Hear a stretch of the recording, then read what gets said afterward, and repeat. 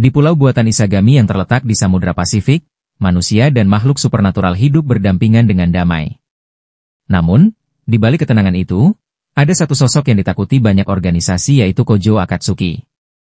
Beredar kabar tentang leluhur keempat muncul yaitu vampir abadi yang tidak terikat pada manapun. Ia memiliki garis keturunan yang tak jelas, dan tak ada kuat untuk mengendalikannya. Mereka menyebutnya legenda hidup, dan itu mimpi buruk untuk melenyapkan sebuah negara bila dibiarkan. Meski kebenaran rumor ini belum terbukti, organisasi Raja Singa Badan Khusus yang menangani ancaman supernatural tidak mau mengambil risiko. Mereka segera mengirim Yukina Himeragi, seorang syaman pedang berbakat, ke Isagami. Tugasnya sederhana yaitu memantau Kojo, dan jika ia menunjukkan tanda berbahaya, Yukina harus mengeksekusinya.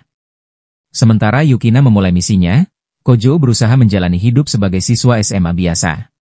Saat berjalan santai di area sekolah, ia tanpa sengaja melihat perempuan sedang mengikat tali sepatunya. Dalam sekejap, sosok perempuan itu di matanya berubah, memunculkan naluri vampirnya. Reaksi khas itu muncul begitu saja, dan ia segera mengalihkan pandangan. Ketika di kelompok belajar, Kojo merasa tidak semangat belajar. Ketika sahabat dekatnya tidak hadir. Lalu seorang teman perempuan lain mengajaknya mengobrol sebentar kemudian meninggalkannya dengan tugas yang belum tersentuh. Dompetnya pun kosong, membuatnya bingung akan makan siang esok hari. Dalam perjalanan pulang, Kojo merasa seperti diikuti. Ia masuk ke sebuah supermarket, berpura-pura berbelanja sambil memeriksa sekitar. Di pintu keluar, pandangannya bertemu dengan Yukina, siswi baru di Akademi Seikai yang dilihatnya pagi tadi. Begitu melihat Kojo, Yukina langsung siaga, tapi Kojo tetap tenang, dan menyembunyikan identitasnya. Tak lama setelah Yukina meninggalkan toko, dua siswa lain mendekatinya dengan sikap tidak sopan. Dari kejauhan, Kojo mengamati situasi. Ia memperhatikan gelang khusus di pergelangan tangan Yukina yaitu alat yang biasanya digunakan untuk menyegel kekuatan. Saat kedua siswa itu bertindak melewati batas, Yukina membalas dingin dengan aliran listrik. Salah satunya berubah wujud menjadi manusia setengah binatang, makhluk yang masuk kategori pengawasan ketat. Yang lainnya menggunakan sihir untuk menciptakan energi kacau, memicu sistem keamanan Pulau Isagami mengeluarkan sinyal peringatan. Untuk mencegah situasi memburuk, salah satu dari mereka memanggil roh kuda perang melalui sihir Ken yaitu makhluk yang mampu menimbulkan kerusakan besar. Yukina segera menghunus tombak khusus miliknya, pertarungan pecah di tengah asap pekat dan energi sihir padat. Dengan satu tebasan, Yukina menumbangkan makhluk panggilan itu dan bergerak cepat untuk melumpuhkan pengontrolnya. Namun, Kojo tiba-tiba menghentikannya. Yukina tidak senang, namun ia menahan diri setelah mendengar penjelasan Kojo. Ia pun menyarungkan tombaknya dan pergi. Malam harinya, saat berjalan di dekat kawasan perumahan, Kojo menemukan sebuah dompet. Saat memeriksa isinya, ternyata milik Yukina. Gambaran rambut peraknya dan tatapan dinginnya melintas di pikirannya, naluri leluhur keempat dalam dirinya mulai bangkit, disertai reaksi khas vampir. Pulau buatan Isagami memang menjadi tempat tinggal resmi bagi makhluk non-manusia, dengan sistem hukum terpisah. Akademi Seikai didirikan untuk melatih generasi muda beradaptasi dengan lingkungan itu. Meskipun Kojo berusaha hidup sebagai remaja biasa, ia tidak bisa menghapus kenyataan bahwa dirinya adalah perwujudan leluhur keempat, si vampir terkuat dalam sejarah. Saat ia masih larut dalam pikiran, Yukina tiba-tiba muncul dan meminta dompetnya. Kojo tidak langsung mengembalikannya. Ia ingin tahu mengapa Yukina selalu mengikutinya. Yukina memberi isyarat peringatan dengan meraih bagian belakang pinggangnya, namun suasana tegang itu pecah ketika suara perut laparnya terdengar jelas. Kojo akhirnya mengembalikan dompet itu, dengan syarat Yukina menemaninya makan di dekat sekolah. Saat makan, Yukina mengungkap asal-usulnya kalau ia berasal dari hutan yang hilang, dan itu wilayah yang terhubung dengan organisasi Raja Singa, kekuatan rahasia yang menangani bencana supranatural. Sebagai syaman pedang, ia ditugaskan memantau Kojo karena dicurigai memiliki kekuatan di luar batas. Menurut penilaian Yukina, Kojo mungkin menyembunyikan rencana berbahaya. Sementara itu, Kojo sendiri tidak mengerti mengapa ia diberi gelar leluhur, atau mengapa ia diawasi dengan ketat. Saat Yukina menyinggung peristiwa pertama kali ia menunjukkan kemampuannya, Kojo mencoba mengingat, namun rasa sakit tajam di pelipisnya membuat ingatan itu kabur. Meskipun kini sedikit lebih terbuka, Yukina tetap menjaga jarak dan menegaskan bahwa ia akan bertindak tanpa ragu jika Kojo menjadi ancaman. Tanpa menjawab, Kojo pergi, mengatakan bahwa ia akan ke perpustakaan untuk mencari informasi lebih lanjut, dan Yukina tidak kembali, karena misinya selalu mengawasi target apapun kondisinya. Bel sekolah bergema. Kojo tiba-tiba berbalik menatap Yukina lalu ia berjalan mendekat, dan tiba-tiba ia berlutut, seolah sedang menyerahkan diri. Yukina terpaku dan bingung bercampur di wajahnya. Dalam sekejap, siluetnya perlahan memudar di balik cahaya senja menyisakan keheningan di hati Kaju. Sore yang tenang di markas organisasi Raja Singa, tempat para prajurit elit dilatih dalam dunia sihir, tiba-tiba panggilan darurat untuk Yukina. Ia diminta segera hadir untuk menerima misi baru. Setibanya di ruang briefing, ia menerima sebuah foto aneh yaitu foto siswa SMA dengan tatapan dingin yang menyimpan misteri. Namanya Akatsuki Kojo. Diidentifikasi sebagai leluhur keempat, vampir terkuat dalam legenda. Yukina terkejut, karena penampilan sesuai dengan tipe pria yang menarik perhatiannya. Bersama misi itu, ia juga diberi senjata khusus tombak Seiru yaitu tombak peringkat 7 yang dirancang untuk menghabisi makhluk sihir berlevel tinggi. Dengan gelar Shaman Pedang, Yukina ditugaskan memantau Kojou di Pulau Isagami. Jika ditemukan bahaya, ia memiliki wewenang untuk eksekusi. Pada saat yang sama, di Akademi Seikai tersiar kabar tentang pengejaran makhluk sihir di area pemukiman. Rumor cepat menyebar, menimbulkan ketegangan di segala penjuru. Sementara itu, ujian akhir semakin dekat, membuat para siswa sibuk termasuk Kojou. Di suatu siang yang terik, ketika ia hendak masuk asrama, Kojou tak sengaja bertemu Yukina. Ia rupanya sudah menunggu lama di luar, menanti petugas pengantar yang sedang menata barang di kamar barunya. Kebetulan, kamar Yukina terletak tepat di sebelah apartemen Kaju yaitu sebuah keadaan yang membuatnya agak canggung. Di dalam, ruangan Yukina masih terlihat kosong, dan jelas menandakan ia baru saja pindah. Di kelas, seorang guru bernama Natsuki Minamiya yang sebagai guru bahasa Inggris, namun sebenarnya penyihir tingkat tinggi menghampiri Kojou. Ia mengetahui identitas asli Kojou dan tanpa ragu menyinggung insiden pertumpahan darah di pusat perbelanjaan. Fenomena yang dianggap sebagai tanda kebangkitan vampir tingkat tinggi. Saat Kojou berpura-pura tidak tahu, Natsuki mengalihkan topik dan memberi peringatan tentang organisasi Raja Singa.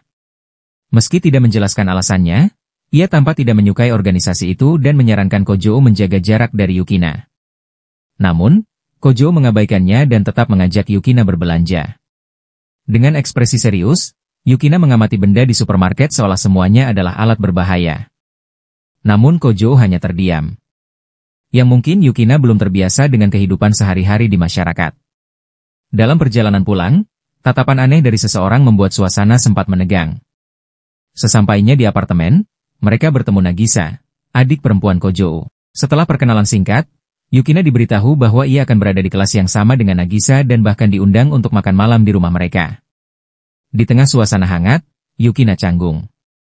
Sementara itu, Kojou teringat masa lalu ketika ia pernah menjadi bintang basket dan meraih gelar MVP, sebelum akhirnya kehilangan segalanya akibat kesombongannya. Usai makan, Kojou keluar untuk membeli perlengkapan. Saat kembali, ia terkejut melihat Yukina berdiri di tengah hujan, seragamnya basah kuyup. Ia memahami bahwa misinya harus selalu berada di dekatnya. Kojou menasihatinya untuk mempersiapkan jika ingin melanjutkan pengawasan. Sambil berjalan, ia mencoba mengajak Yukina mengobrol banyak, mulai dari kampung halamannya hingga minat pribadinya. Saat melewati sebuah mesin capit boneka, Yukina tiba-tiba bereaksi melihat boneka beruang dengan lambang sekolah lamanya. Melihat itu, Kojou mencoba peruntungannya untuk memberinya hadiah kecil. Tepat saat itu, Natsuki muncul sebagai pengawas Yukina. Tanpa berpikir, Kojou menarik tangan Yukina dan membawanya pergi dari tempat itu. Gerakan itu menjadi awal dari hubungan mereka. Tak lama kemudian, saat keduanya mendekati area tak stabil, Yukina langsung merasakan keberadaan Ken dengan kekuatan sihir yang ganas. Menyadari ini adalah ancaman berlevel tinggi, ia mengeluarkan tombaknya dan bersiap bertarung. Kojou berniat mengikuti, namun dicegah karena misi ini berada pada tingkat khusus. Yukina hanya meninggalkan pesan singkat tentang Nagisa, lalu tanpa ragu melompat ke kereta yang melaju cepat menembus kota. Di tengah pemandangan api yang berkobar di kedua jalur, Yukina tiba di titik panas. Di sana, sosok makhluk panggilan itu muncul jelas yaitu seekor Ken dengan energi luar biasa. Di sisinya berdiri seorang penyihir tua si pengendalinya, di wajahnya menunjukkan tanda kehabisan tenaga. Pertarungan sengit memuncak ketika Ken memanggil sebuah lengan raksasa untuk menghancurkan semua yang menghalangi. Namun, serangan itu tidak mengenai sasaran. Hanya guncangan dahsyat yang membuat kereta terguncang dan gerbong-gerbong miring, kepanikan pun pecah. Yukina segera memanjat untuk mengamati. Ia melihat lengan raksasa itu dihentikan oleh kekuatan tak kasat mata, membuat Ken mengalami luka parah hingga terjatuh dan memuntahkan darah. Sesaat kemudian, sosok ketiga muncul. Tatapan dingin dan aura niat membunuh yang terpancar dari wajah itu. Yukina bergegas berniat menengahi. Namun, pria tersebut telah menghunus pedangnya dan hendak menghabisi penyihir tua yang terluka. Pria itu adalah pendatang baru bernama Rudolf. Tepat saat pedangnya diayunkan, Yukina melompat masuk dan menahannya di detik terakhir. Pandangan Rudolf seketika berubah saat ia mengenali Seiru, tombak yang menjadi simbol kekuatan organisasi Raja Singa. Menyadari kekuatan gadis itu, ia segera mendekat dan melancarkan rentetan serangan cepat. Yukina dipaksa mengeluarkan seluruh kemampuannya untuk bertahan. Ia membalas dengan tusukan beruntun yang akurat, namun serangannya tak mampu membuat lawan mundur. Situasi semakin buruk ketika asisten Rudolf, Astarte, muncul dan memanggil dua lengan raksasa lagi, menggunakannya sebagai makhluk hidup untuk menyerang Yukina.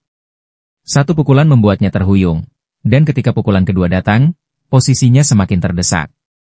Di tengah tekanannya, pikiran Yukina melayang pada Kojo. Tiba-tiba, serangan dahsyat dari kejauhan menghancurkan kedua lengan raksasa itu, disusul gelombang getaran yang mengguncang udara. Dari balik asap, Kojo muncul dengan mata yang berkilat. Rudolf menghentikan serangannya sesaat, ia merasakan kekuatan sihir yang tak biasa. Ingatan tentang leluhur keempat terlintas di benaknya, membuatnya waspada. Namun ia tidak menyiapkan kesempatan. Dengan penuh keyakinan, ia menerjang maju, ingin menguji kekuatan yang dulu hanya dianggap legenda. Pertarungan pun kembali pecah, dan keseimbangan mulai ke pihak Rudolf. Kojo berusaha melawan, tapi tetap sulit membalikan keadaan. Hingga di saat kritis, energi purba dari dalam tubuhnya meledak, menembus semua batas. Penampilannya berubah total, kekuatannya menyebar hingga membuat ruang di sekitarnya terasa membeku. Pertarungan yang sesungguhnya dimulai dari momen itu. Keesokan paginya, terlihat udara di lokasi ledakan semalam masih dipenuhi aroma gosong. Polisi telah memasang garis pengaman di seluruh area dan melakukan penyelidikan intensif. Insiden itu menyebabkan lebih dari 20.000 rumah kehilangan listrik, meski separuhnya berhasil dipulihkan dengan cepat. Kerugian ditaksir mencapai 50 miliar yen dan angka yang membuat siapapun yang mendengarnya tertegun. Semua kerusakan itu adalah akibat pertarungan antara makhluk non-manusia. Yukina sempat berniat melaporkan insiden tersebut, namun membatalkannya ketika mengingat bagaimana Kaju mempertaruhkan nyawanya untuk melindunginya. Tindakan itu membuatnya bimbang, dan ia memilih diam. Untuk meredam dampak insiden, mereka mengklaim bahwa apa yang terjadi hanyalah tindakan bela diri. Di sekitar stasiun kereta masih ditutup akibat ledakan, menghambat jadwal banyak orang. Dalam percakapan singkat, Yukina menyebutkan bahwa petir semalam bukanlah kendali Kojo. Meskipun ia mewarisi kekuatan dari Shinzo, kendalinya masih belum sempurna terlebih saat Ken. Kekuatan yang menolak untuk tunduk. Dalam kondisi normal, Kojo mampu menjaga kestabilan aliran kekuatan ini. Namun, ketika ia kewalahan menghadapi entitas Ken lain, dan itu karena ia seorang vampir yang masih mempertahankan kemurnian yang artinya belum pernah mengambil darah siapapun. Ketika percakapan antara Kojo dan Yukina berlangsung, Motokiyaze tiba-tiba muncul. Tatapan segera menangkap keanehan pada diri Yukina, sehingga ia memperingatkan Kojo agar lebih berhati-hati di sekolah. Di kelas, Asagi datang mencari Kojo untuk menanyakan insiden yang terjadi semalam, sekaligus penasaran dengan gadis yang berada di sisinya saat kejadian. Tidak lama kemudian, kabar menyebar ke seluruh sekolah setelah seorang siswi baru dengan penampilan mencolok pindah ke sana. Perhatian langsung tertuju pada Kojo. Banyak siswa laki-laki yang ingin tahu tentang gadis itu. Keributan berlanjut hingga guru Natsuki memasuki kelas, lalu memanggil Kojo ke kantor setelah jam makan siang. Natsuki pun sambil membawa siswi baru itu. Di ruang guru, seorang siswa lain mendekat dan mencoba menggali hubungan Kojo dan Asagi. Kojo menegaskan bahwa mereka hanya teman dekat.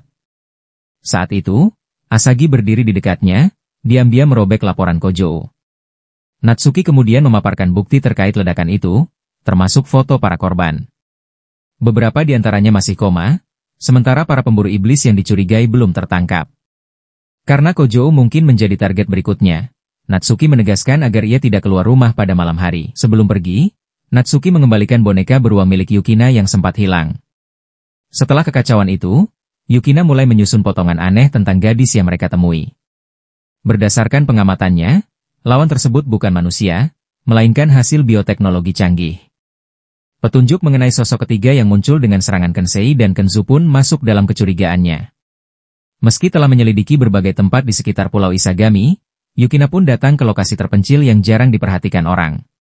Kojo segera menghubungi Asagi untuk melacak data rahasia. Berkat keahlian luar biasa Asagi, ia dengan cepat menemukan koordinat sebuah fasilitas penelitian yang tersembunyi di balik penghalang. Tampaknya berkaitan dengan entitas buatan itu. Yukina memutuskan untuk memeriksanya. Awalnya ia tidak ingin Kojo ikut, namun akhirnya setuju dengan syarat bahwa jika keadaan memburuk, Kojo harus segera mundur. Keduanya menuju sebuah bangunan terbengkalai. Setelah menembus penghalang luar yang menipu, pintu asli muncul, membuka jalan menuju area inti. Di dalamnya, terbentang laboratorium luas.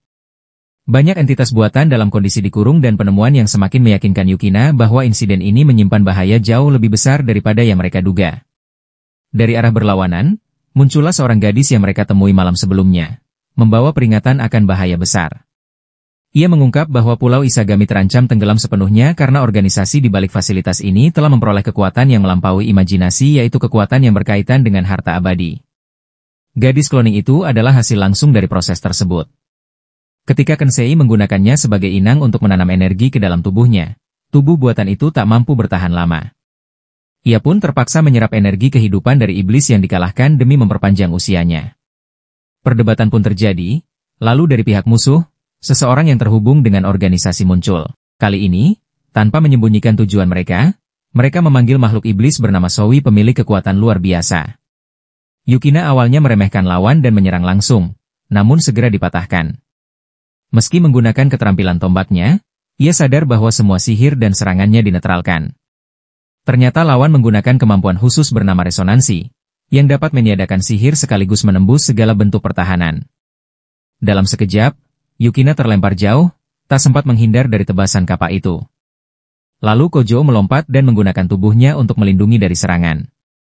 Darah dari luka tebasan keluar membentuk genangan. Setelah itu, ia mencabut kapak dan membalas dengan tebasan fatal.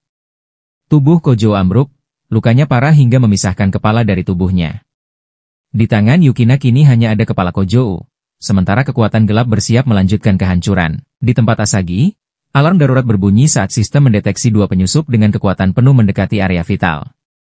Saat itu, Kojo terbangun dan semua luka di tubuhnya perlahan menghilang. Darahnya kembali mengalir seolah ada tangan tak kasat mata yang memanipulasi kehidupan.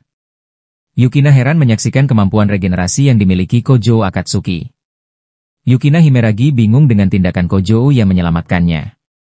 Sejak kecil, ia telah ditinggalkan orang tuanya, dijual, lalu dilatih menjadi seorang prajurit tanpa emosi dan hanya untuk bertarung. Bagi Yukina, kematian bukan lagi sesuatu yang menakutkan. Dan sudah lama ia percaya bahwa jika dirinya menghilang, tak akan ada yang bersedih atas kepergiannya. Ketika Kojo berusaha berdiri, tubuhnya kehilangan keseimbangan dan terjatuh ke arah Yukina, menciptakan suasana canggung. Meski malu, Kojo mengakui bahwa dirinya memang aneh, dan berharap Yukina tidak mengorbankan nyawanya demi dia. Saat mereka berbicara, getaran mengguncang tempat itu. Kojo segera mengeluarkan ponselnya dan menerima kabar bahwa gerbang Kido jalur strategis di Pulau Isagami baru saja diserang. Sementara itu, Asagi terjebak di antara reruntuhan dengan api di sekelilingnya, bersama para korban lainnya. Dalam kondisi berbahaya itu, Asagi tetap menjawab panggilan Kojo dan melaporkan situasinya. Dari nada tegang Asagi, Kojo mengetahui bahwa dalang di balik serangan ini adalah Rudolf yang ditemani oleh Kenju buatan. Hal itu membuat Asagi kaget, namun, tidak ada waktu untuk bertanya lagi. Ia pun segera mengirimkan lokasi, memberi laporan akurat tentang posisi dua penyusup tersebut. Wilayah yang mereka tuju hanyalah blok baja khusus di titik penghubung pusat antara empat arah pulau. Kojo menanyakan tentang harta yang menjadi tujuan serangan, namun Asagi menjelaskan bahwa informasi tersebut termasuk rahasia militer. Karena itu, Yukina terpaksa ikut untuk menembus sistem pertahanan data, meskipun awalnya ia merasa ragu. Di tengah keraguannya, Kojo mengucapkan sesuatu yang membuat Yukina setuju, lalu ia membiarkan Kojo meminum darahnya. Tindakan itu ternyata diperlukan agar Kenju dalam diri Kojo dapat bersatu dengan Shio, si kekuatan tersembunyinya. Yukina tahu hal ini dan tak mungkin dilakukan jika Kojo belum diaktifkan. Meskipun awalnya Kojo enggan melampaui batas, bujukan Yukina membuatnya tak punya pilihan lain. Pada saat yang sama, sosok ketiga muncul di inti pusat pulau. Kojo dan Yukina segera menghadapi orang asing tersebut. Perdebatan pun dimulai, membahas peristiwa kuno dan rahasia yang terkubur dalam sejarah pulau buatan ini. Penyusup itu menyatakan ingin merebut kembali Foundation Stone, sumber kehidupan pulau tersebut. Namun, jika batu itu diambil, nyawa lebih dari 500 juta penduduk akan terancam. Yukina mencoba membujuknya agar menempuh jalur hukum untuk mendapatkan kembali haknya, daripada menghancurkannya. Lelaki tua itu menolak dan memanggil tentara untuk bertarung. Dalam situasi genting, Kojou melompat ke arena, bersiap melepaskan energi besar dari dalam jiwanya. Pertempuran kembali dimulai dan bukan hanya demi melindungi Pulau Isagami, tapi juga demi kehormatan dan kelangsungan hidup. Di tengah pertarungan sengit, Yukina bergegas masuk ke medan perang dan ikut bertarung. Ia mengambil alih peran menghadapi Astarte, sementara Kojou diberi tugas penting untuk menghentikan Rudolf Dalang di balik rencana kelam ini. Saat Gojo mulai melancarkan serangan kuat, lawannya menyadari bahwa kekuatan Gojo meningkat drastis. Tak ingin terdesak, ia segera mengaktifkan baju zirah tempur khusus, senjata yang telah disiapkan untuk melawan individu dengan kemampuan luar biasa. Namun, Yukina tidak mundur. Ia memanggil Kenju, salah satu teknik khusus milik Sekai, dan segera membalikkan keadaan. Serangan balasan yang tak terduga membuat lawannya terlempar. Tepat ketika Gojo hendak memberikan serangan penutup, sebuah benturan dahsyat terjadi.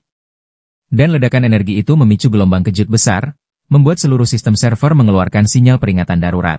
Menyadari serangannya tak mampu menembus lapisan pelindung tebal Astarte, Yukina segera memperkuat tombak miliknya dengan seluruh kekuatan, berniat menghancurkan pertahanan lawan.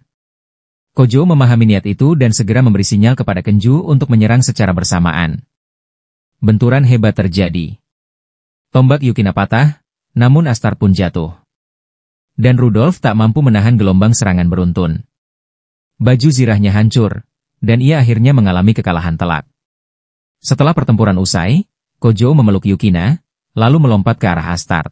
Dengan kemampuan vampir keempat, ia menggigit leher gadis buatan itu. Yakin bahwa ia berhasil menguasai Kenju lawan, ia dapat menetralkan ancaman dengan mudah. Yukina yang berdiri di belakangnya merasakan amarah dan di hatinya muncul rasa dikhianati, karena tindakan Kojou sudah jauh melampaui batas. Dengan sisa patahan tombaknya, ia menghajar Kojou tanpa ragu.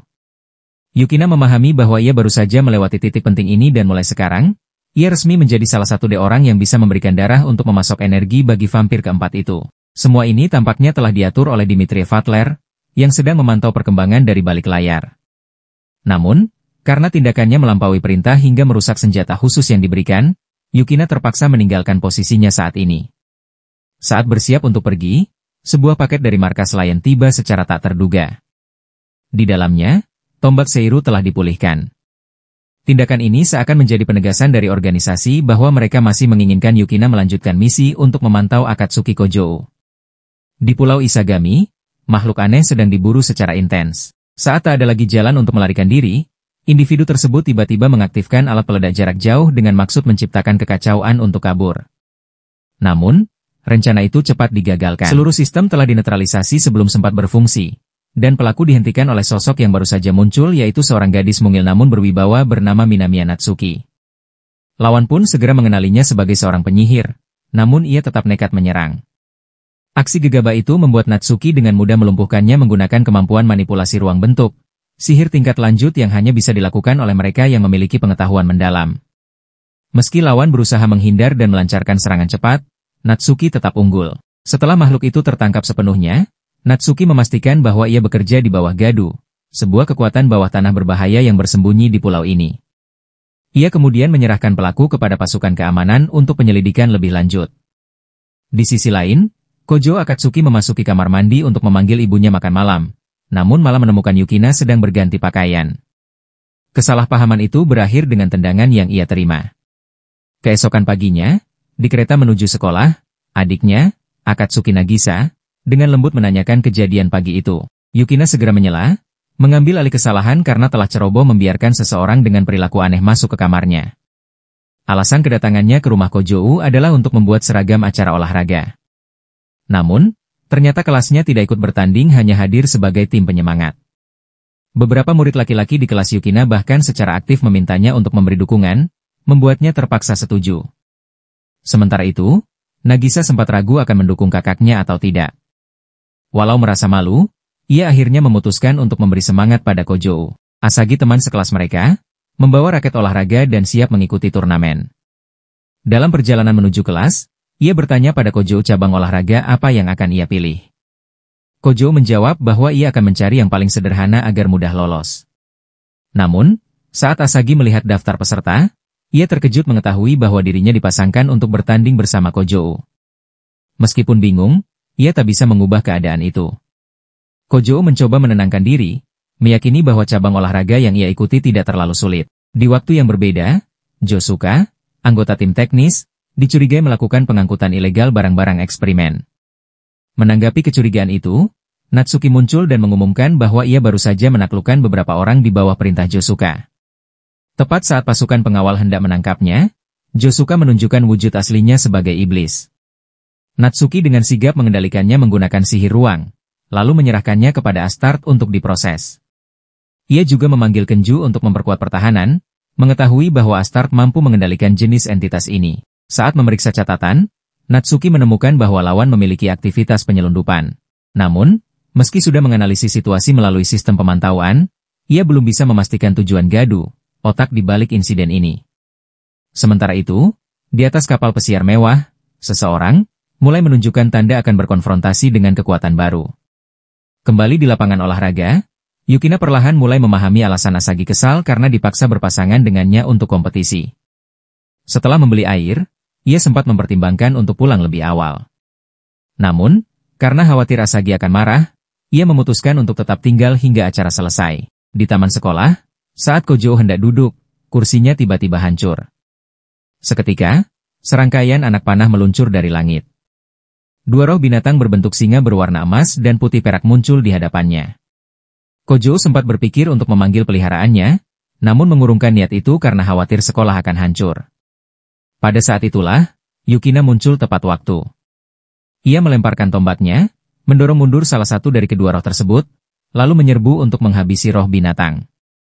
Tak lama kemudian, Yukina menemukan jejak sihir di sekitar area itu. Meski Yukina dan tombaknya telah memberikan bantuan, Kojo tetap tidak tahu siapa yang pertama kali bertindak. Insiden itu belum berakhir. Dua murid lain secara tak sengaja melihat Yukina menggunakan senjata sihir. Yukina berniat menghapus ingatan mereka, tetapi Kojo menenangkannya, dan mengatakan bahwa penampilannya saat ini seperti orang yang mengenakan kostum, jadi tidak perlu khawatir. Tak lama kemudian, seorang kurir menghampiri Kojo, menyerahkan sepucuk surat bersegel khusus. Yukina segera mengenali simbol di segel itu ternyata milik salah satu kekuatan besar, tanda bahwa sesuatu yang serius akan terjadi. Pada saat bersamaan, Asagi melihat Yukina memegang surat tersebut, dan salah paham terhadap yang ia pikirkan. Surat itu berasal dari Fatler, Lord of Dominion, si penguasa wilayah di bawah otoritas progenitor pertama, yang memiliki 72 peliharaan kuat. Sebagai vampir darah murni keturunan langsung dari progenitor pertama, Fatler memiliki pengaruh besar di dunia supernatural. Dalam perjalanan pulang, Yukina dan Kaju sempat membicarakan sosok Lord tersebut dan kemungkinan akan terjadi jika mereka harus berhadapan dengannya. Isi surat itu sendiri cukup aneh, yaitu tamu yang diundang diwajibkan membawa pasangan ke pesta. Hal ini membuat Kojo canggung karena tak tahu harus mengajak siapa. Sekilas, sosok Natsuki terlintas di benaknya. Namun, Yukina langsung memanfaatkan kesempatan untuk membuat Kaju berubah pikiran. Kojo pun akhirnya memilih Yukina, dengan alasan bahwa Yukina memang ditugaskan untuk mengawasinya. Setibanya di rumah, Kojo mendapati sebuah paket berisi pakaian khusus untuk acara tersebut. Anehnya, pakaian itu dibuat berdasarkan ukuran tubuh Yukina, membuktikan bahwa organisasi itu memiliki informasi lebih dari yang seharusnya. Malam harinya, Yukina dan Kojo berdiri di depan sebuah kapal pesiar yang telah disiapkan oleh organisasi Dominion. Saat berbincang, mereka tak menyadari bahwa seorang gadis misterius tengah mengamati mereka dari jarak dekat. Di dalam kapal, setelah masuk ternyata tak ada ancaman, mereka memutuskan untuk naik ke lantai paling atas. Di sanalah serangan mendadak terjadi. Mereka diserang oleh seseorang bertopeng, memaksa keduanya siaga penuh. Tak lama kemudian, Dimitri Fatler, Lord of Dominion yang kuat muncul, memperkenalkan diri dan menjelaskan tujuan dari undangan misterius itu. Begitu Fatler menyelesaikan perkenalannya, serangkaian pisau dan garpu tajam meluncur ke arah Kojo, membuat suasana ruangan menegang. Yukina pun bergerak cepat. Ia segera mengenali pelaku serangan tersebut dari Sayaka Kirasaka, teman lamanya yang pernah bertarung bersamanya dalam misi-misi Lion King Organization. Sayaka senang bisa bertemu Yukina lagi. Kali ini, ia datang ke Pulau Isagami bukan hanya untuk berkunjung, tetapi juga sebagai pengawas yang dikirim. Surat undangan untuk Yukina dan Kojo pun sebenarnya disampaikan oleh Fatler atas permintaan Sayaka. Yukina lalu memperkenalkan Sayaka kepada Kojo, sementara Is menjelaskan bahwa misinya adalah menggabungkan sihir kegelapan dengan keterampilan pembunuhan sebagai pengawasan yang bersifat pencegahan, melindungi sekaligus siap menyerang bila target melewati batas. Sementara itu, di kediamannya, Aiba Asagi menelepon Motogi Yaze. Ia mengungkapkan rasa kecewa setelah mengetahui bahwa Kojo diam-diam bertemu Yukina tanpa memberitahu siapapun. Yaze, setengah bercanda, mengatakan mungkin Yukina telah melakukan sesuatu untuk menjinakkan Kojo. Ia lalu mendorong Asagi untuk lebih berani jika tak ingin kesempatannya direbut orang lain. Percakapan mereka terhenti ketika komputer Asagi tiba-tiba menampilkan kode aneh, ternyata sebuah teka-teki yang dikirim langsung dari sistem anonim. Di kediaman Dimitri Fatler, ia dengan santai membicarakan hubungannya dengan Aurora, tubuh suci asli yang berkaitan dengan kekuatan Akatsuki Kojo. Dengan sifatnya yang usil, ia tidak menyembunyikan niatnya untuk menguji reaksi Kojo. Namun, Yukina Himura segera menengahi sebelum lepas kendali. Meski tidak ikut campur, Fatler mendeteksi jejak darah Yukina pada Kojo, lalu menunjukkan ketertarikannya. Ia memperingatkan bahwa jika benar ada ikatan darah di antara mereka, maka Yukina akan menjadi lawan dalam permainan kekuasaan yang selalu ia nikmati. Yukina memilih menghindar dan mengalihkan pembicaraan untuk alasan mereka diundang. Fatler lalu menyebut nama Gigliola, sosok yang pernah melakukan pembantaian di Grand Theater dan menewaskan ratusan orang. Ia pernah menjadi bagian dari organisasi radikal Black Death yang dikira telah musnah. Menurut Fatler, setelah pemimpinnya dibunuh, beberapa orang yang selamat menyewa orang untuk mengambil alih. Fatler sendiri adalah pelaku pembunuhan pemimpin sebelumnya. Kini, penerus itu beroperasi di Pulau Isagami dengan ambisi memutus perjanjian suci. Tidak ingin Kojo mengambil risiko, Fatler menugaskan Yukina untuk menanganinya. Ia khawatir, jika Kojo bertindak, hal itu akan menimbulkan hal tak terduga bagi situasinya. Keesokan paginya, Kojo mendapati dirinya dalam situasi canggung. Saat terbangun, ia melihat seseorang terbaring di atasnya. Kojo panik, ia tanpa sengaja menyentuh bagian sensitif, membuat mereka berdua terjatuh ke lantai. Tepat pada saat itu, Yukina dan Asagi masuk ruangan dan menyaksikan kesalahpahaman. Yukina tidak berkata apapun dan memilih pergi sementara Asagi pulang dengan rasa kecewa, merasa telah salah menilai Kojo. Tak ada yang tahu bahwa semua kejadian itu berada dalam jangkauan pengawasan Sayaka, seorang penyihir yang menggunakan roh binatang untuk memantau dari jarak jauh. Setelahnya, Kojo mencari Yukina untuk meminta maaf sekaligus mengakui ketakutannya akan kehilangan kendali jika haus darahnya kambuh. Ia menyalahkan dirinya karena kurang waspada, berharap Yukina memahami kelemahan dirinya. Suatu pagi pun tiba Yukina mendatangi Minamiya Natsuki untuk mencari informasi lebih lanjut tentang target bernama Gachan, dan Kojo ikut menemaninya. Saat mereka berbincang, asisten Natsuki membawa teh, namun sebagian hanya disimpan untuk sang pemilik. Natsuki memperingatkan agar mereka tidak bergerak terlalu cepat, karena menurut data rahasia, Gachan saat ini memiliki artefak kuno dari era Holy Clan.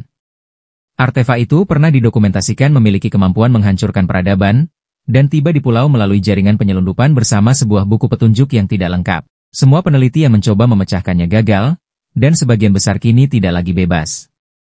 Sinyal terbaru dari area dermaga timur dan cocok dengan data tentang artefak tersebut.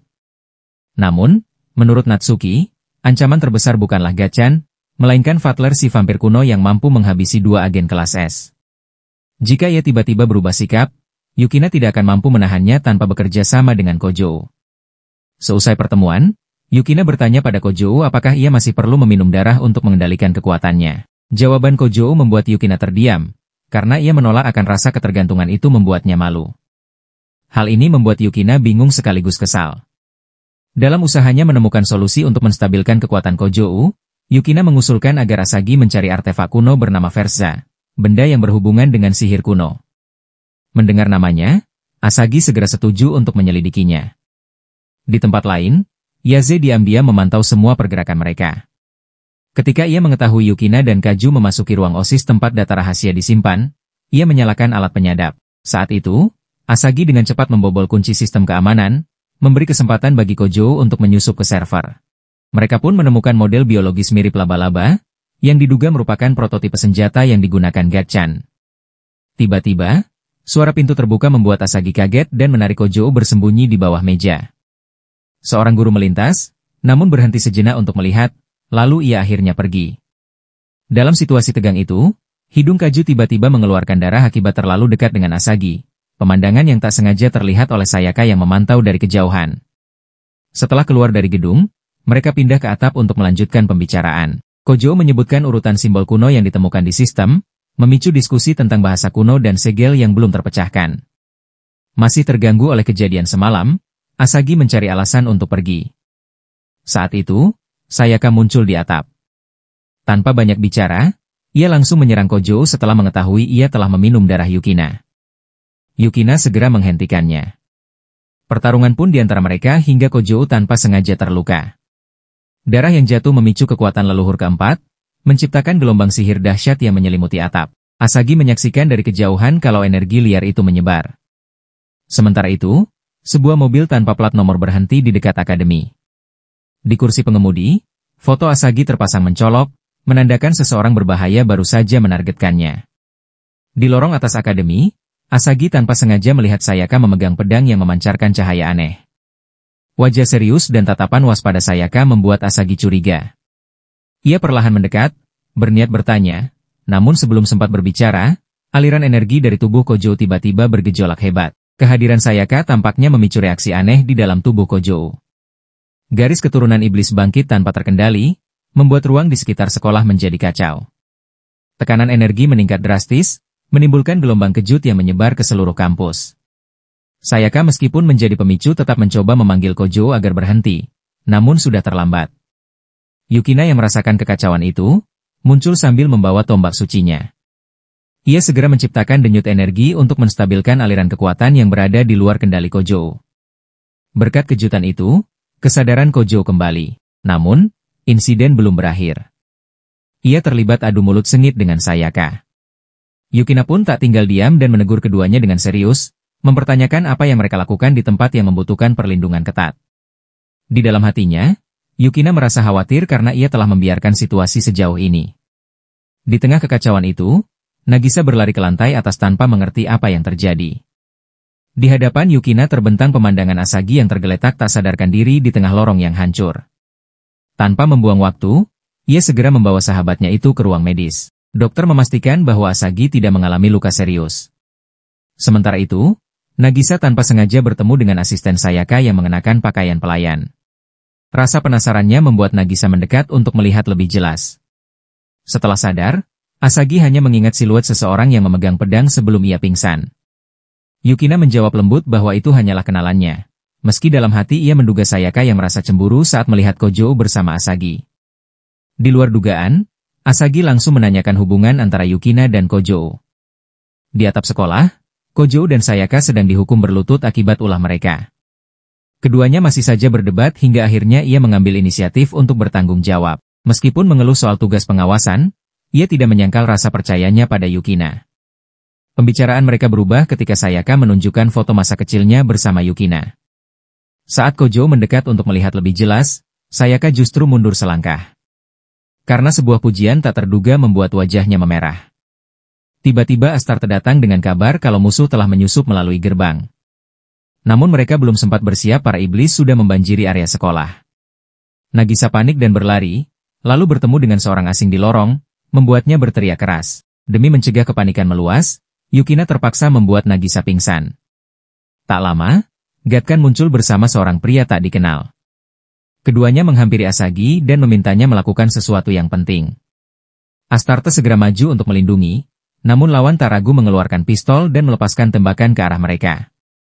Suara tembakan terdengar hingga ke atap, membuat Kaju dan Sayaka segera berlari turun. Karena pengaruh sisa energi sihir, pendengaran Kojo di satu telinga sempat hilang sementara. Sesampainya di tempat kejadian, ia terkejut mendapati Yukina dan Asagi telah dilumpuhkan dan dibawa pergi. Malam yang penuh ketidakpastian pun dimulai. Di ruang medis, Kojo mendapati Astarte terluka parah. Ia baru saja sadar setelah pertempuran sengit. Saat itu, Yaze anggota unit pengejar musuh diam-diam menelan pil khusus yang disembunyikan di lengannya. Hanya dalam hitungan detik, tubuhnya bersinar dan energi sihir membawanya melayang di udara. Kaju, Yukina, dan Yaze kemudian dibawa naik ke helikopter militer. Situasi semakin tak terkendali. Yaze pun langsung menelan semua pil tersisa. Dari perangkat di telinganya, ia memanggil klon buatan. Namun, tak lama setelah muncul, klon itu langsung dihancurkan oleh kekuatan tak dikenal. Yaze pun terlempar dari pesawat dan jatuh ke danau yang dalam, sementara Yukina dan beberapa lainnya di kapal masih selamat. Nagisa mulai kehilangan kendali emosinya. Di tengah perjalanan, Yukina mengungkap bahwa saudara perempuan Kojo pernah mengalami intervensi yang melibatkan entitas iblis, hingga menyebabkan trauma yang berat. Sesampainya di markas persembunyian, Gatkan menyerahkan Asagi sebuah kitab kuno yang berisi informasi tentang Nalakubra, dewa purba yang mampu menghancurkan baik sang keempat maupun kerajaan Shino. Ia berencana membangkitkan kekuatan itu dengan perintah kuno. Dalam rute mundur, Sayaka berterima kasih kepada Kojo karena telah menyelamatkan Yaze tepat waktu. Namun, mereka segera dihadang di area transit di titik yang sebenarnya menjadi tujuan mereka. Tanpa ragu, Kojo menggendong Sayaka dan melompat melintasi lambung kapal untuk mencapai markas aman. Begitu menginjakan kaki di dalam, Natsuki muncul bersamaan dengan ledakan dahsyat yang menghancurkan ruang penyimpanan. Dari balik asap, Fatler melangkah keluar dengan senyumnya yang tak pernah pudar. Semuanya hanyalah jebakan untuk memancing pasukan pertahanan Pulau Isagami agar masuk ke dalam eksperimen.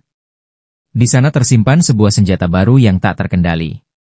Sesaat setelah itu, Sayaka dipanggil. Dewa kuno yang telah lama tersegel itu kini terbangun, lalu mulai menyerang pasukan pertahanan tanpa ampun. Seluruh sistem pertahanan tak berdaya menghadapi kekuatan destruktifnya. Pada saat yang sama, Yukina menerima pemberitahuan bahwa Blood Artifact telah berevolusi telah mulai diaktifkan. Yukina tak mengerti mengapa Fatler, seseorang dengan kekuatan luar biasa, bersedia mendukung Yukina dan membiarkan naga abadi ikut campur. Dan bagi Fatler, perang ini hanyalah permainan untuk mengisi waktu. Setelah Yukina mundur, Nagisa jatuh pingsan. Namun sebelum itu, ia sempat berubah menjadi sosok lain dan meninggalkan pesan untuk Asagi, memberikan petunjuk arah sebelum akhirnya kehilangan kesadaran lagi. Api kehancuran dari sumber kekuatan dewa kuno telah menyala. Fatler berdiri di tengah pertempuran, melemparkan sesuatu dari atas seakan memberi perintah serangan. Ia pun mengambil alih tanggung jawab menghancurkan inti kendali. Saat itu, Kojo menerima panggilan dari Yukina yang mengonfirmasi bahwa Nalakubra telah menembus ke dalam jaringan pusat. Kenju, roh pelindung yang dipanggil Fatler, muncul. Tidak hanya itu, ia bahkan menggabungkan dua bentuk Kenju untuk menciptakan varian yang lebih kuat dari sebelumnya. Menyadari ancaman yang ada di hadapannya, Kojo berusaha menahan Nalakubra sementara kelompok Yukina bergerak untuk menetralkan inti kendali. Ketika Fatler ingin ikut bertarung, tapi Kojo segera menolak, karena pertarungan kali ini ingin ia selesaikan sendiri.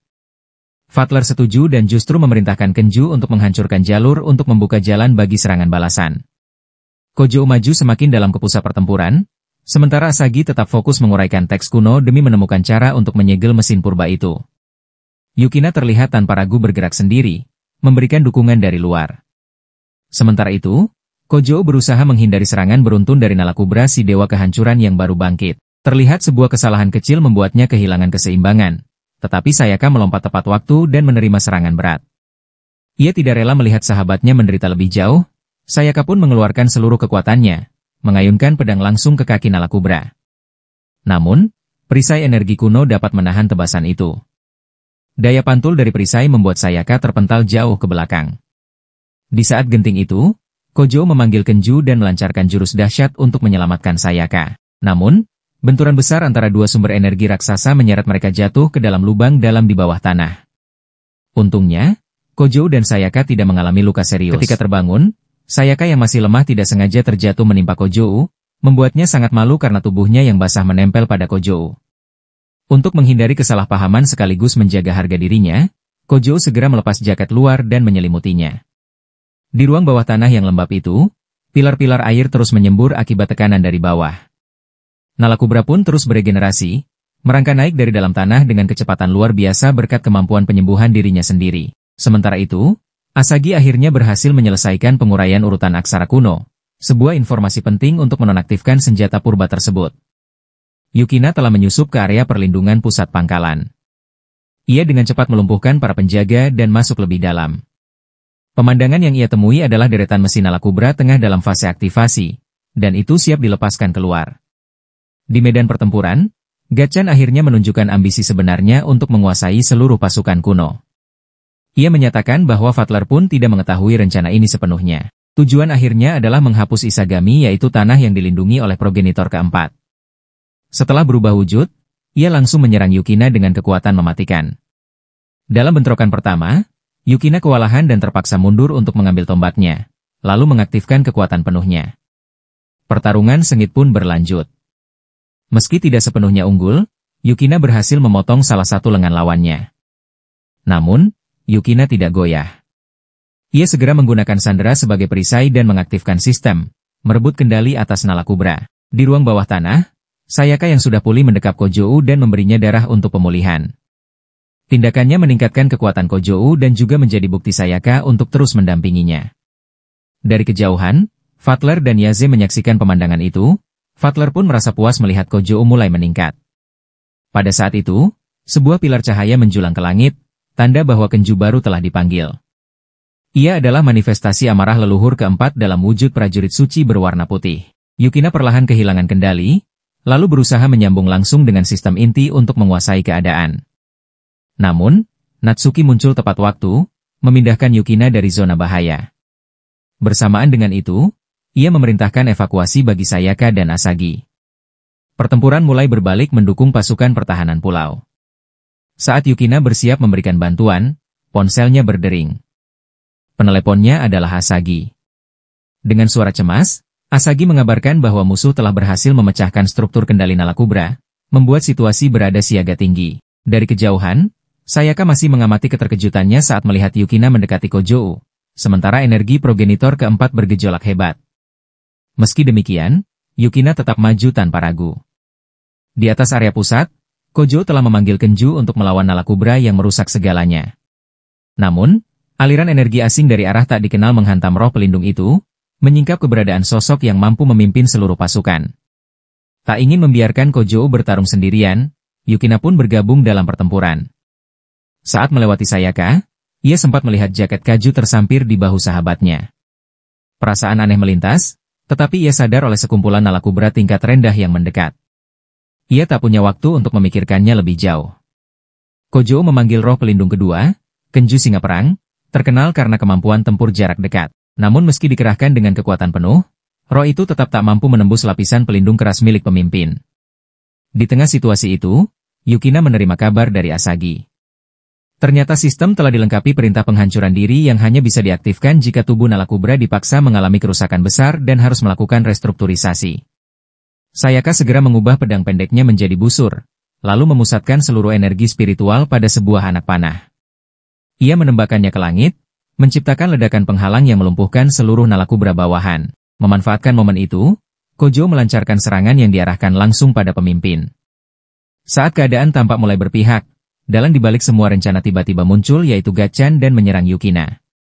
Serangan mematikan itu berhasil diblokir oleh Kaju yang mendadak melindunginya. Tak memberi kesempatan musuh untuk pulih, Yukina segera maju. Dengan tekad mengakhiri pertarungan, ia melemparkan sebuah perangkat berisi rekaman suara khusus ke inti kendali Nalakubra. Mekanisme penghancuran diri yang dipasang Asagi pun aktif. Rangkaian reaksi berantai terjadi. Seluruh sistem kendali terganggu. Tubuh Nalakubra membeku menjadi batu lalu hancur. Mesin-mesin lainnya ikut binasa. Saat debu pertempuran mereda, Yukina menoleh pada Sayaka dengan tatapan serius, mempertanyakan keputusan sahabatnya yang rela memberikan darah pada Kojou. Sayaka menjawab bahwa dalam situasi berbahaya tadi, itu adalah satu-satunya cara agar mereka berdua bisa bertahan. Di tempat lain, Fatler yang hanya mengamati pertempuran dari jauh tersenyum puas menyaksikan kerja sama mereka. Saat meninggalkan area itu, ia membuka sebuah surat yang baru diterimanya. Isinya adalah pengangkatan jabatan baru. Ia kini dipercaya sebagai duta besar dengan kekuatan diplomatik tinggi di Pulau Isagami. Dengan posisi itu, hari-hari Fatler pasti tidak akan membosankan lagi. Di langit yang kacau, sebuah kapal udara raksasa mendadak terbakar hebat. Penyebabnya adalah seorang gadis dengan kekuatan lebih dari manusia biasa. Ia merobek mesin raksasa itu di awan. Di geladak, seorang prajurit membawa pedang suci muncul sebagai pelindung terakhir, siap menghentikan aksi destruktif sang gadis dengan segala cara. Namun, konfrontasi dua kekuatan berlawanan itu tak berlangsung lama. Sosok aneh pun tiba-tiba muncul, menyebut sang gadis sebagai B2 yaitu sebuah kode misterius yang menyimpan banyak makna. Entitas itu mengumumkan bahwa salah satu kapal udara lainnya telah hilang tanpa sebab. Saat gadis itu melintas di dekat prajurit pedang suci, fenomena aneh muncul di langit. Cahaya redup dan wanita itu disebut Malaikat Jianko. Cahaya itu membuat para prajurit tertegun dan gelisah. Setelah pertempuran, Kojou terus dihubungi Sayaka sepanjang malam. Meski ia tidak memberi alasan, hal itu tetap mengganggu. Yukina, yang selalu enggan mendengar suara laki-laki lewat headset, merasa tidak nyaman dengan jenis komunikasi itu. Ia pun marah, memilih untuk menjauh dari kelompok dan pergi sendirian. Hal ini membuat teman sekelasnya menyadari yang tidak biasa, menduga bahwa ia sedang menghadapi masalah pribadi. Pada saat yang sama, Asagi juga terlihat dengan wajah letih akibat kurang tidur. Kelelahan yang muncul bersamaan dari kedua gadis itu menimbulkan kecurigaan sekitar. Sepulang sekolah, Asagi ingin bertemu Kojo secara pribadi. Kojo pun datang ke tempat yang ditentukan. Di sana, Asagi memintanya melepas jaket untuk dijadikan referensi gambar. Saat itu, Kojo mendadak teringat pada seorang gadis asing yang menangis sendirian sambil menatap foto lama. Perasaan tak jelas pun muncul. Tak lama kemudian, Asagi mengungkapkan kekecewaan lalu pergi untuk kembali ke klub drama. Sekembalinya, ia membawa banyak properti pertunjukan dan memberikan Kojo sebuah setelan agar ia mengenakannya. Meski merasa aneh mengenakannya, Kojo akhirnya menuruti. Asagi pun ikut berganti kostum, dengan seragam pelayan. Suasana menjadi lebih ringan saat ia mulai memotret Kojo berkali-kali, sementara Kojo juga sempat mengambil foto Asagi dengan ponselnya. Namun, Asagi tiba-tiba menanyai Kojo tentang apa yang sebenarnya ia sembunyikan.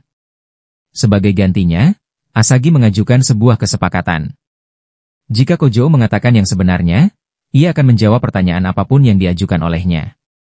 Akhirnya, mereka sepakat untuk bertemu pada Sabtu malam demi menyelesaikan masalah itu. Malam itu juga, Sayaka kembali menelepon. Kali ini ia mengabarkan bahwa dirinya akan pindah ke kota lain karena seorang tokoh penting baru saja tiba di Jepang, dan misi perlindungan orang itu jatuh padanya. Begitu percakapan berakhir, Kojo melihat kobaran api muncul dari salah satu sudut kota. Keesokan paginya, Kojo memantau gerak-gerik adiknya, Nagisa, dengan ekspresi cemas.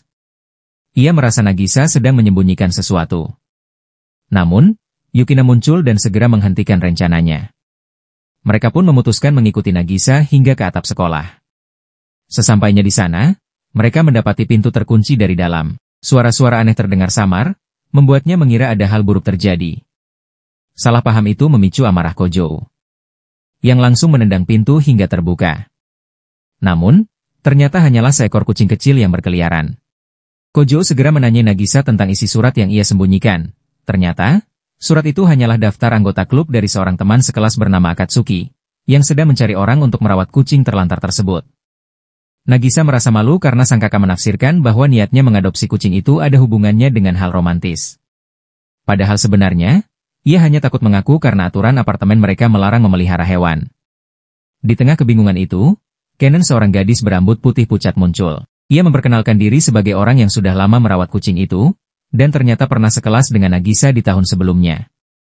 Nagisa pun teringat pada rapat tahunan OSIS yang sempat ia lewatkan, lalu ia pergi untuk meminta maaf kepada seorang teman yang ia salah pahami. Dalam perjalanan menanjak di sebuah bukit sunyi, Kojo melanjutkan percakapan dengan Kennen. Ketika ditanya soal latar belakangnya, Kennen mengungkap bahwa ia memiliki darah campuran dan ayahnya seorang asing. Masa kecilnya dihabiskan di sebuah biara terbengkalai, tempat ia mengurus kucing liar. Meski sangat menyayangi mereka, ia selalu dihantui kegelisahan. Ia tidak tahu apakah bisa terus bersama makhluk kecil itu selamanya. Karena itulah, Kennen berusaha mencari orang yang bisa dipercaya untuk mengadopsi mereka. Sementara itu, di tempat lain, Kojo mendekati Natsuki tentang kasus orang hilang baru-baru ini. Di sebuah ruang isolasi kaca, korban kelima ditemukan tak sadarkan diri. Tubuh perempuan itu kehilangan sebagian organ vital di sekitar diafragma dan ginjal. Itu tanda jelas bahwa ini bukan serangan biasa. Fatler pun muncul, memberi peringatan bahwa jiwa perempuan itu memancarkan daya tarik yang tidak wajar, kemungkinan besar telah memikat entitas berbahaya. Semua petunjuk mengarah pada seorang gadis misterius yang muncul malam sebelumnya, bertepatan dengan hilangnya sebuah kapal perang dari zona kendali. Militer tidak mampu menghadapi makhluk itu karena kekuatannya jauh melampaui sistem senjata manusia. Fatler dengan tegas bahwa Kojo tidak boleh ikut campur. Baginya, Kojo tidak akan mungkin mengalahkan gadis itu. Jika ia tetap memaksa, yang menantinya hanyalah kematian. Di sisi lain, ketika Kennen mengembalikan kucing itu kepada seorang siswi yang tinggal di dekat bekas rumahnya, gadis kecil itu menceritakan kenangan pahit yang pernah terjadi pada tempat itu. Bertahun-tahun lalu, Kennen pernah menjadi korban dalam sebuah kecelakaan. Namun anehnya ia selamat di antara puing-puing. Setelah menyelesaikan kisah itu, gadis kecil itu pergi tanpa sepatah kata pun, meninggalkan Kennen bersama seekor kucing kecilnya. Dengan tatapan sedih, Kennen memutuskan untuk merawat kucing itu sendiri. Baginya, itu adalah cara untuk melanjutkan potongan kenangan yang tak selesai. Pada saat itulah Natsuki muncul. Ia tidak marah ketika mengetahui ada hewan di dalam lingkungan sekolah, padahal itu jelas dilarang oleh peraturan. Namun, ia untuk sementara menutup mata, dengan syarat Kojo harus menemaninya malam itu dalam sebuah misi khusus. Sesuai kesepakatan, Kojo datang, kali ini ditemani Yukina. Natsuki lalu menjelaskan serangkaian insiden aneh, terutama kejadian 3 hari sebelumnya, sambil menekankan bahwa hanya dalam 2 minggu sudah terjadi 5 kasus serupa.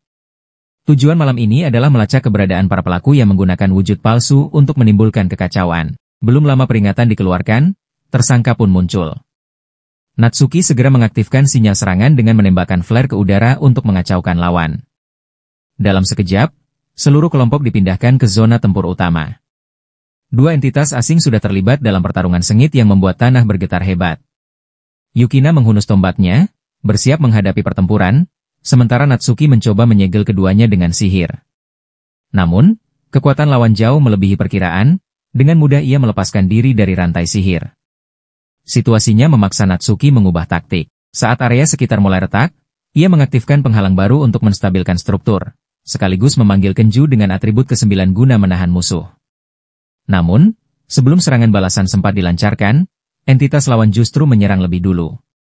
Dalam sekejap, sebuah pukulan fatal menghantam, yang membuat topengnya terlepas. Orang yang menyelamatkan Kojo pada saat itu ternyata adalah Kennen. Mata Kennen menyala dingin, tindakannya murni digerakkan oleh insting. Ia menghujamkan kuku ke mata musuh, lalu menghabisinya seperti binatang buas. Pertarungan terdiam dalam sekejap. Setelah itu, Kennen membentangkan sayapnya dan terbang ke langit malam. Jejak yang tersisa membawa Yukina dan Kaju ke sebuah perusahaan teknologi otomasi tempat ayah angkat Kennen bekerja. Namun, di kantor pusat mereka mendapat kabar bahwa Kennen tidak berada di sana. Berkat otoritas dari Lion King Agency, Yukina diizinkan menghubungi pejabat tinggi. Sekretaris pribadi direktur mengonfirmasi bahwa ia sedang berada di pusat riset terpencil di lepas pantai dan itu adalah tempat Kennen tinggal. Setelah mengobrol, asisten itu langsung mengantar mereka ke landasan helikopter. Dalam perjalanan udara, Yukina berusaha tetap tenang meski diliputi ketakutan akan ketinggian. Bayangan tentang Kennen kecil muncul di benaknya dan seorang anak yang bukan diadopsi karena kasih sayang, melainkan untuk dijadikan objek eksperimen. Pikiran itu membuat Yukina tanpa sadar memikirkan dirinya sendiri, tentang kesamaan nasib yang sulit ia ungkapkan. Perjalanan membawa mereka ke pulau terpencil dengan fasilitas riset yang berada di zona tak dikenal. Begitu menginjakkan kaki di daratan, pilot segera pergi setelah menyampaikan pesan peringatan. Rasa terisolasi langsung menyeruak ketika mereka mendapati area itu kosong, tanpa seorang pun, bahkan tanpa sinyal komunikasi. Yukina pun mulai menandai jalur sebagai langkah pencegahan. Di tengah medan yang porak-poranda, keheningan membuat keduanya ragu apakah bisa kembali dengan selamat. Sementara itu, di sebuah kapal tua tempat Kennen pernah tinggal, Sayaka menelusuri sisa-sisa petunjuk. Ia menemukan banyak bulu kucing, bukti bahwa tempat ini memang pernah digunakan. Saat tengah mengamati, Yaze tiba-tiba muncul. Aura aneh darinya membuat Sayaka waspada. Setelah beberapa saat, Yaze akhirnya berbagi informasi rahasia mengenai organisasi CAS, dengan syarat harus dirahasiakan. Dari percakapan itu, Sayaka mengetahui bahwa pusat dari kekacauan akhir-akhir ini berputar pada 2 individu khusus yaitu Kiraha dan Kenan. Di saat bersamaan, Nagisa dan Asagi datang ke gereja untuk menanyakan tentang Kennen. Begitu melihat Yaze, Asagi segera mengenalinya. Dan ketegangan pun menyebar. Perdebatan yang panas membuat konflik nyaris pecah, hingga Kojo terpaksa memanggil Kenju untuk mencegah hal buruk terjadi. Namun, Kenju masih belum stabil, sehingga situasi justru makin kacau. Di luar, Yukina masuk dalam keadaan basah kuyup sambil tetap menggenggam tombaknya. Hal itu karena Kojo sebelumnya berusaha menangkap ikan dengan menciptakan gelombang listrik di air dan sebuah ide nekat yang ternyata tidak praktis. Melihat kondisi itu, Yukina hanya menyiapkan makan malam sederhana. Walaupun disebut makan malam, semua hidangan hanya berbahan dasar kelapa dan itu yang bisa mereka temukan di pulau itu. Saat Kojo meminum air kelapa, ia tiba-tiba teringat masa kecil, ketika bermain bersama adiknya, Nagisa, hingga sakit perut karena makan terlalu banyak. Bersamaan dengan itu, ia juga teringat janjinya pada Asagi, sesuatu yang masih ia ragu untuk penuhi. Sementara itu, Yukina terdiam, menatap matahari terbenam di pantai. Cahaya senja mewarnai cakrawala merah, menciptakan pemandangan damai. Di tempat lain, Asagi sedang melacak jejak Kojo melalui komputer pribadinya. Setelah pencarian panjang, ia menemukan sebuah foto yang memperlihatkan Kojo dan Yukina menaiki penerbangan misterius menuju dua pulau terpencil. Berdasarkan data penerbangan, komputer berhasil menentukan koordinat tujuan serta waktu lepas landas. Sayaka segera mengerahkan tim penjaga pantai dengan kapal cepat untuk mendekati area target. Sementara itu, di pulau tersebut, cuaca memburuk. Udara dingin merambat menciptakan suasana yang mencekam. Kojo tidak menemukan Yukina di sekitarnya, sehingga ia mengikuti jejak kaki samar di atas pasir. Dalam cahaya bulan yang lembut, ia berjalan hingga tiba di sebuah danau tempat cahaya bulan berkilau di permukaan air. Di sanalah ia melihat Kennen sedang mandi. Pemandangan itu membuat Kennen menoleh. Tatapannya menancap langsung ke arah Kojo. Dalam sekejap, kekuatan dahsyat meledak darinya. Kojo tak sempat bereaksi, tubuhnya roboh di tempat. Saat menunduk, ia melihat setetes darah menetes dari hidungnya. Lalu ia langsung menoleh kembali ke danau. Namun yang tampak hanyalah permukaan air tenang dengan bayangan bulan. Dan tak ada jejak bahwa Kennen pernah ada di sana. Tiba-tiba, Yukina muncul dari belakang. Ujung tombaknya menyentuh leher Kaju sebagai peringatan agar ia tidak menoleh. Sambil memperhatikan bercak darah di wajahnya, Yukina langsung bertanya siapa yang membuat Kojo bereaksi. Kojo pun mengaku melihat seorang gadis yang sangat mirip Kennen, yang lebih dewasa. Mendengar jawaban itu, Yukina menghela napas. Ia tahu Kojo tidak sedang bercanda. Tanpa banyak bicara, ia meminjam jaket Kojo sebelum mereka berdua melanjutkan perjalanan mencari sosok misterius itu. Di tengah perjalanan, suara aneh terdengar dari kejauhan. Mereka terhenti, menatap ke arah laut, di mana sebuah kapal perlahan mendekati pulau. Yukina mengenali simbol asing yang terukir di lambung kapal, tanda bahwa kapal itu bukan milik pasukan sipil biasa. Kapal tersebut tampak sedang mencari sesuatu, menyisir setiap bagian pantai sebelum akhirnya merapat. Begitu kapal berhenti, sekelompok prajurit bersenjata turun untuk melakukan penyisiran. Kojo dan Yukina segera bersembunyi di balik semak. Dari pengamatan dekat, ia menyadari para prajurit itu tidak menggunakan peluru karet seperti dalam latihan, melainkan peluru tajam. Jelas, target misi ini bukan hal sepele. Tanpa pilihan lain, Yukina melompat keluar, melancarkan serangan langsung. Ia bertarung sengit, menghadapi 3 hingga 4 musuh sekaligus. Kojo juga mengerahkan seluruh tenaganya untuk melawan. Namun, prajurit itu bukan lawan yang mudah dikalahkan. Meski mereka bertarung mati-matian, keadaan tetap tidak menguntungkan. Saat kepungan semakin rapat, tembakan tiba-tiba terdengar dari kejauhan, menjatuhkan para prajurit yang mendekat. Penembak itu ternyata adalah gadis yang sebelumnya dilihat Kojo di danau, seseorang yang mirip dengan Kennen. Ia memperkenalkan dirinya sebagai Folia, dan mengaku pernah bertemu Kojo sebelumnya. Yang mengejutkan, Foila baru saja menggunakan peluru terakhir dari senjata terkutuknya untuk menyelamatkan nyawa Kaju. Kapal yang ia gunakan sebenarnya dikendalikan dari kapal induk. Kini unit mekanis dari kapal itu mulai menurunkan bala bantuan. Namun peluru mereka terbukti tidak efektif melawan kekuatan Folia. Menanggapi situasi itu, Kojo memanggil Kenju tingkat kelima, melancarkan serangan yang menyapu habis para prajurit sekaligus kapal yang baru saja merapat. Sementara itu, di ruang rahasia sebuah kapal kargo, sebuah ritual aneh tengah berlangsung. Mereka berusaha menciptakan malaikat buatan. Saat topeng ritual itu pecah, Beatrice memperingatkan jika entitas tersebut dibangkitkan, akibatnya akan setara dengan bencana alam. Tak seorang pun bisa mengendalikan makhluk itu ketika terbangun, sebab ia diciptakan sebagai senjata terakhir.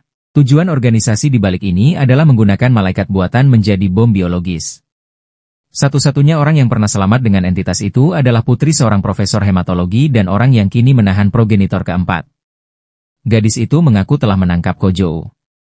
Dan kini, ia bersama Yukina ditahan di Goldfish, sebuah fasilitas pengujian rahasia yang berada di luar organisasi internasional manapun.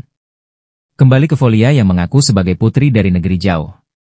Lalu Folia justru menunjukkan keramahan dengan Kojo serta Yukina. Namun dalam perjalanan menuju Pulau Isogami, ia disergap oleh kelompok misterius.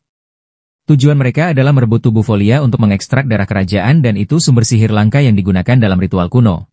Sesuatu yang bisa mengubah keseimbangan kekuatan dunia bila tidak dihentikan tepat waktu. Dalam kekacauan kekuatan supernatural dan konspirasi untuk memanipulasi kehidupan, rahasia tentang Kennen si malaikat buatan perlahan terungkap. Penciptanya tidak lain adalah Kensei Kanase, ayah kandung Kennen sendiri. 15 tahun silam, kakek Kensei pernah menjalin hubungan gelap, dan akibat dari hubungan itu, Kennen lahir. Ironisnya, hal ini membuat Kennen adalah bibi dari Yukina. Kebenaran itu mengejutkan seluruh orang saat identitas Kennen terungkap. Kemunculan gadis muda itu seketika berubah menjadi ancaman serius. Begitu Kojou melihatnya, entitas itu bertransformasi menjadi wujud malaikat dengan sayap putih terentang, memancarkan energi supernatural. Sementara itu, Folia menyadari bahwa semua ini adalah rekayasa Kensei, yang memaksa orang-orang menjalani ritual evolusi spiritual buatan, demi menciptakan spesies unggul yang jauh melampaui manusia biasa. Ketika situasi semakin menegang, sebuah kapal lain muncul di lautan. Saat Beatrice hendak melancarkan serangan balasan, Yukina segera mencegahnya. Sebab di atas kapal itu berdiri Kensei otak dari rencana ini. Kensei mengaku bahwa Kennen bukan hanya sekadar entitas eksperimen, melainkan juga telah mengalahkan 3 dari 7 subjek utama proyek tersebut. 6 kristal kekuatan hasil ciptaannya telah sepenuhnya diserap Kennen, menjadikannya hampir seperti sosok suci yang mustahil dikendalikan. Untuk terus meningkatkan kekuatan Kennen, kelompok Kensei bahkan berani melepaskannya kembali ke medan pertempuran. Saat peti bercahaya itu dibuka, Kennen perlahan terbangun. Di hadapannya berdiri Yukina, menggenggam tombaknya dengan tekad tak gentar. Ia melancarkan serangan fatal, namun ujung tombak itu tak mampu menembus lapisan pelindung yang menyelimuti entitas tersebut. Yukina menyerang lagi ketika Sayaka muncul. Dengan senjata kenjunya yang berubah menjadi tombak, ia menahan serangan Yukina. Di sisi lain, Folia bertarung melawan iblis yang tersisa dari proyek itu. Sementara itu, Kennen terbang ke udara.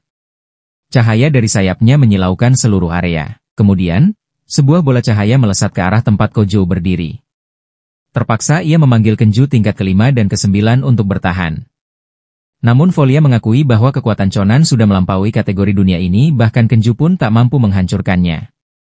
Kojou terkena serangan serius, membuat Yukina bergegas menolongnya. Di tengah kekacauan, angin laut semakin kencang, pusaran besar terbentuk saat Chonan kehilangan kendali. Folia dan yang lain segera melarikan diri demi menyelamatkan diri. Yukina tetap berusaha memanggil Kojou, meski tubuhnya kini terperangkap dalam pelindung. Saat itu, Sayaka menggunakan busur dan anak panahnya untuk menghancurkan robot-robot yang menyerang kapal di kejauhan. Natsuki juga datang dengan tujuan mengumpulkan bukti untuk menjerat si periset robot. Ia mengungkapkan bahwa Folia masih hidup dan kini bersama kelompoknya di sebuah pulau rahasia. Rombongan pun merencanakan perjalanan ke sana. Namun tiba-tiba, sebuah pilar es menjulang dari tengah laut. Mereka langsung menduga Kojou kembali menyebabkan sesuatu. Meskipun Kennen tidak menunjukkan tanda sadar, Yukina dengan sigap menyegelnya, mencegah risiko ketidakstabilan pada tubuhnya. Luka Kojou memang sudah tertutup, tetapi di dada kirinya masih tampak jelas segel aneh pertanda kondisinya belum sepenuhnya pulih. Metode penyembuhan biasa tidak berhasil, sehingga mereka mempertimbangkan opsi lain yaitu membangkitkan salah satu familiar yang mampu meregenerasi kekuatan hidup bagi tuannya.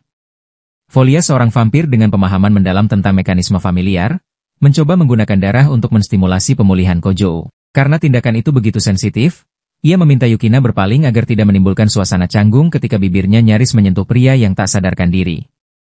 Namun Yukina tak bisa membiarkannya dilakukan orang lain. Ia segera maju, mengambil tanggung jawab sendiri. Dengan berani ia melukai kulitnya, lalu menyalurkan darahnya langsung ke Kojou.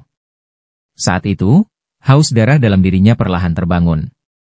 Kekuatannya kembali, luka-lukanya tertutup, dan tubuhnya mulai bergerak lagi. Setelah Kojou siuman, Folia menceritakan semuanya mulai dari saat ia pingsan hingga terbentuknya pilar es. Kennen, yang telah membangkitkan kekacauan itu, kini jatuh dalam keadaan koma panjang. Hal itu memaksa mereka segera merencanakan misi penyelamatan berikutnya. Kebangkitan Kojou memang berhasil, namun tanda-tanda dari familiar di dalam dirinya masih belum menunjukkan perubahan positif. Folia memutuskan untuk mencoba lagi dengan kontak yang lebih dekat, berharap reaksi penyembuhan bisa dipercepat. Saat bibirnya hampir menyentuh Kojou, pria itu justru menjaga jarak. Tidak menyerah, Folia bahkan nekat duduk di atas tubuhnya, memaksa kontak agar kemampuan pemulihan bisa terpicu langsung. Di sisi lain, Kennen hanya bisa duduk sendirian di sudut yang dingin. Wajahnya dipenuhi kecemasan. Kojou pun mendekatinya, menenangkan dengan janji bahwa ia akan membawanya kembali dengan selamat. Namun, tak seorang pun menyadari bahwa Kensei masih mengamati mereka. Dialah yang menyebabkan kekacauan ini, dengan bereksperimen pada darah Kennen. Lebih parah lagi, ia mengungkapkan bahwa ibu Kennen ternyata adalah adiknya sendiri, dengan keyakinan bahwa tindakannya memberi Kennen kesempatan untuk melampaui batas manusia. Kata-kata itu membuat situasi semakin mencekam. Ketegangan bertambah ketika sosok lain tiba. Seorang gadis berzirah plastik muncul sambil menyerang. Ia membawa 2 salinan yang tak sadar diciptakan Kennen dari garis darah kerajaan saat transformasinya. Pertarungan pun pecah. Sayaka pun ikut membantu. Hantaman serangannya membuat lapisan es di sekitar lokasi retak, membuka jalan menuju medan perang baru. Tak ada pilihan lain, semua orang terseret dalam kekacauan di mana semua rahasia terungkap di bawah sinar bulan dingin. Setelah lapisan es itu pecah dari dalam, Yukina segera bergerak. Ia menghadapi sosok palsu berbentuk Kennen, sementara Kojou memilih mendekati wujud asli sang gadis yang masih hilang kendali. Pertarungan makin sengit. Yukina menunjukkan kemajuan luar biasa. Ia tidak lagi mengandalkan senjata, melainkan bertarung dengan tangan kosong. Serangan cepat dan tajamnya membuat lawan tak mampu merespons hingga akhirnya tumbang tak berdaya. Di sisi lain, Folia menghadapi makhluk hibrida dengan ketepatan mutlak. Senapannya bukan hanya menyemburkan kekuatan, tetapi juga keterampilan yang terlatih. Setelah ia mengalahkan targetnya, sosok gadis berwujud Kennen mengamuk, lalu menyerang Folia. Dengan satu tebasan pedang sucinya, ia mematahkan serangan itu. Cahaya pedang memancarkan kekuatan garis darah kerajaan, mengakhiri pertempuran dengan gemilang. Saat itu, para klon Kennen mulai patuh pada Yukina, yang tak lagi melawan. Situasi sempat stabil, tetapi Kojou masih harus menghadapi wujud asli Canan belum sadar. Ia mencoba membangkitkan ingatan masa kecil mereka saat merawat seekor kucing. Kenangan itu mengguncang hati Canan, meski serangan tetap menghujani Kojou.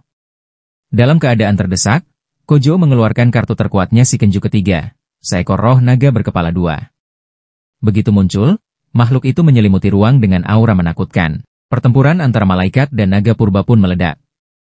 Serangan dahsyat naga berhasil merobek penghalang Conan. Kensei, yang masih mengintai, terperangah melihat kekuatan naga itu dan sesuatu yang dianggap mustahil sebelumnya. Ketika kekuatan Canan pecah, gelombang kejut menyebar, memicu ledakan besar hingga tanah berguncang. Tubuh sang gadis berubah, sayap baru tumbuh akibat transformasi liar. Tak ingin membiarkan kekacauan berlanjut, Yukina melempar tombak tang mengandung kekuatan pemurnian. Senjata itu menembus pusat kekacauan yang membebani Conan. Perlahan, kekuatan asing itu menghilang, dan kesadaran gadis itu kembali. Di saat genting, Kojou memerintahkan naga untuk menyerap seluruh energi tersisa dari Kennen, lalu menyegelnya di dimensi lain. Setelah memastikan keadaan aman, ia langsung menghadap Profesor Kensei untuk menepati janjinya bahwa semua ini tidak akan berakhir dengan pertumpahan darah. Tak lama kemudian, Natsuki dan Sayaka muncul sebagai penjaga. Mereka membantu membersihkan medan tempur dan mengevakuasi semua orang dari zona berbahaya. Setelah melalui tidur panjang penuh mimpi buruk, Chonon akhirnya terbangun. Perlahan ia membuka mata, dan melihat bahwa semua orang masih berada di sisinya.